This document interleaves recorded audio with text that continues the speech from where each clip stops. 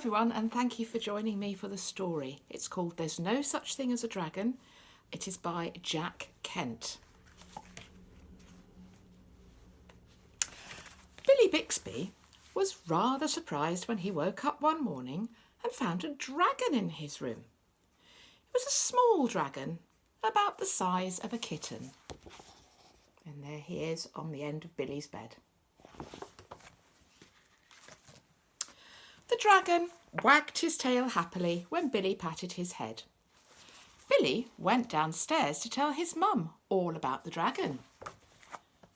"There's no such thing as a dragon," said Billy's mother, and she said it as if she meant it. Billy went back to his room and began to dress. The dragon came close to Billy and wagged his tail. But Billy didn't pat it. After all, if there's no such thing as something, it's silly to pat it on the head. Then Billy went downstairs and the dragon followed him. It was bigger now, about the size of a dog. Billy sat down at the table. The dragon sat on the table, which was really not very good manners.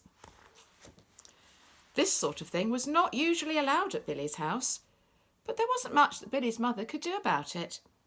After all, she'd said there was no such thing as a dragon, and if there's no such thing as something, you can't tell it to get down off the table. Billy had some pancakes for breakfast, but as soon as his mother put the pancakes down on the table, the dragon ate them all. Mother made some more, but the dragon ate those as well. In fact, he ate nearly all of the pancakes. Billy only managed to get one, but that's all he really wanted anyway, he thought.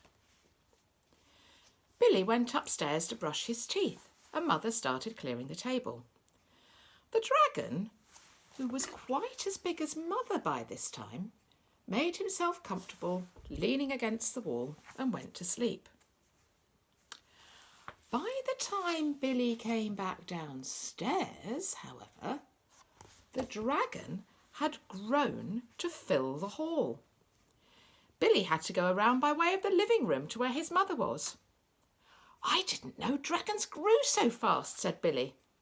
"There's no such thing as a dragon," said Mother firmly.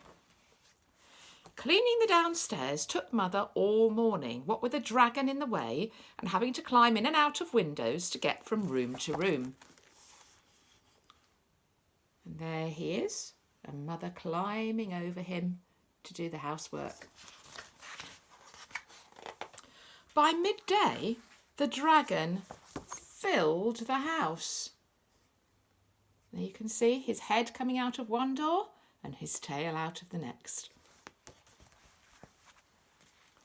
There wasn't a room in the house that didn't have a part of the dragon in it. When the dragon woke up from his nap, he was really hungry. A bakery van went by and the smell of fresh bread was more than the dragon could resist. The dragon ran down the street after the bakery van.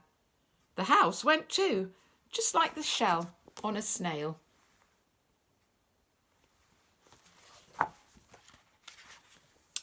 The postman was just coming up the path with some post for the Bixbys when their house rushed past him and headed down the street. He chased the Bixby's house for a few blocks, but he just couldn't catch it.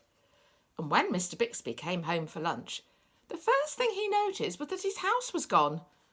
Luckily, one of the neighbours was able to tell him which direction it had gone in. If you look carefully, you can just see the dragon in the distance, still chasing the bakery van. Mr. Bixby got in his car and went looking for the house. He studied all the houses as he drove along, and finally he saw one that looked familiar. Billy and Mrs. Bixby were waving from upstairs. The dragon was happily eating bread. Mr. Bixby climbed over the dragon's head, onto the porch roof and in through the upstairs window. How did this happen? Mr. Bixby asked. It was the dragon, said Billy. There's no such thing, Mother started to say. There is a dragon, Billy insisted. A very big dragon. And Billy patted the dragon on the head.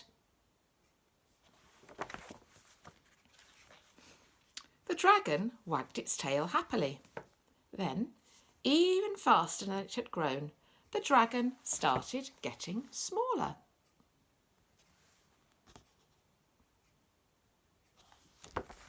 Soon it was kitten-sized again. I don't mind dragons this size, said Mother. Why did it have to grow so big? I'm not sure, said Billy, but I think it just wanted to be noticed.